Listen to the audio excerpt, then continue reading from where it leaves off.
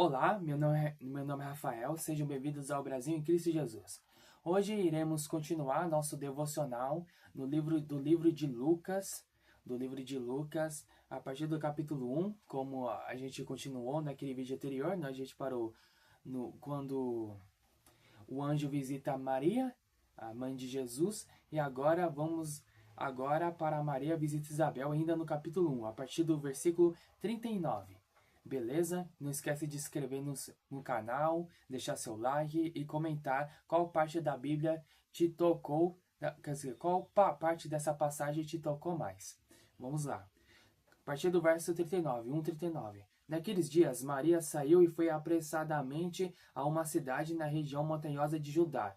Entrando na casa de Zacarias, cumprimentou Isabel. Quando Isabel ouviu o cumprimento de Maria, a criancinha saltou em seu ventre. Isabel ficou cheia do Espírito Santo e exclamou em voz alta: Bendita és tu entre as mulheres, e bendito é o fruto do teu ventre. Mas por que me acontece isto, que venha me visitar a mãe do meu Senhor?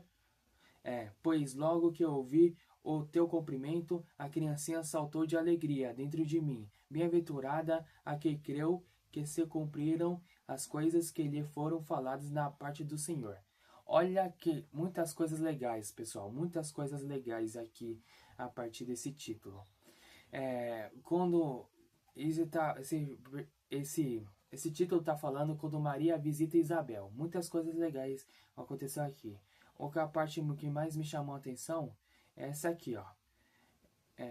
Pois logo que eu ouvi o teu cumprimento, a criancinha saltou de alegria dentro de mim. Bem-aventurada a que creu que se cumprirão as coisas que lhe foram faladas da parte do Senhor. Está falando da promessa entre Jesus e João Batista. João Batista foi prometido a preparar o caminho do arrependimento para o povo de Israel, e Jesus foi prometido a salvar a humanidade através do seu sacrifício e ressurreição. É muito linda essa parte, muitas coisas legais.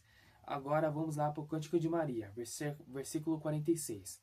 A partir do verso 36 até o verso 46, até o verso 56. Vamos lá.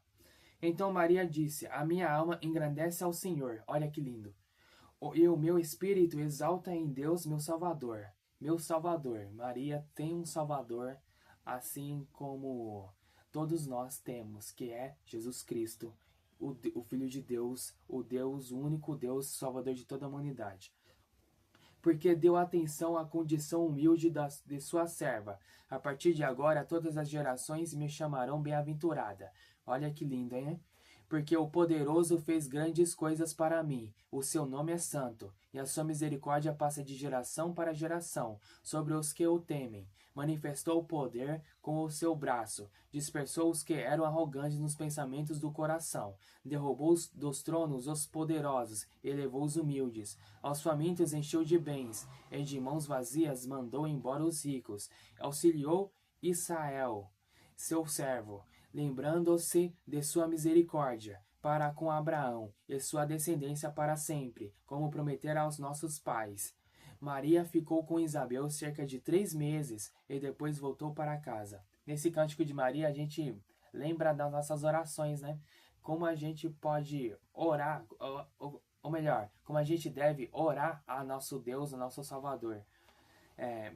Essa parte é muito linda. Essa parte é muito linda porque Maria, ela se lembra do poder de Deus e como Deus ele foi fiel todo esse tempo com o povo de Israel. Maria dá uma pincelada nesse cântico muito incrível, muito lindo, porque a gente tem que se lembrar do nosso Salvador, que é Jesus Cristo, nosso Senhor. Agora vamos lá para o nascimento de João Batista. O legal que, galera, que minha Bíblia tem títulos aqui, ó. Como vocês dá para ver, tem títulos aqui, ó. Tem muitos títulos aqui, ó. Tem títulos. Então dá para nos guiar direitinho. E não esquece de pegar as vossas Bíblias na sua casa, hein, para acompanhar. Isso é muito importante para a gente acompanhar a leitura, para ver se que eu tô falando é condizente com a palavra ou não. É muito importante você analisar o pregador, viu? O nascimento de João Batista. Não estou dizendo que eu sou um grande pregador, né? Só estou espalhando a mensagem. Mas é importante vocês é importante vocês analisar o que a pessoa está falando, né? Para não a pessoa não cometer algum erro ou até pior, alguma heresia. E assim, se a pessoa, se caso a pessoa cometer alguma heresia, você corrige ela, fala assim, através da palavra está escrito isso, não está escrito do jeito que você falou não, entendeu? É assim, você tem que sempre prestar atenção através da Santa Sagrada Escritura. Amém? O nascimento de João Batista. Completou-se o tempo de Isabel dar à luz, e ela teve um filho. Quando seus vizinhos e parentes ficaram sabendo que o Senhor lhe tinha sido muito misericordioso, alegraram-se com ela. E no 8º dia, quando foram circuncidar o menino, queriam dar-lhe o nome de seu pai Zacarias. Mas sua mãe disse, de modo nenhum, o nome dele será João. Ou seja, a promessa de Deus lembrou de Isabel, né? Eles lhe disseram, não há... Ainda tem mano, né? Não há ninguém com esse nome entre teus parentes. Então perguntaram por gestos ao pai como queria que o menino se chamasse. E pedindo uma tabuinha, ele escreveu. É porque Zacarias estava mudo, né? Seu nome é João. E todos se admiraram. Imediatamente sua boca se abriu, sua língua se soltou e ele se pôs a falar louvando a Deus. Que mais? Então todos os seus vizinhos ficaram com muito medo. Em toda a região montanhosa da Judéia se falava sobre esses acontecimentos, e todos os que ficavam sabendo dele se perguntavam: o que este menino vai ser? Pois a mão do Senhor estava com ele. Muitas coisas legais também nessa parte, nesse título, o nascimento de João Batista. Porque a Isabel se lembrou assim como Maria, Isabel se lembrou também da promessa que Deus fez para Isabel. Assim como Maria lembrou da promessa, Isabel também lembrou da promessa.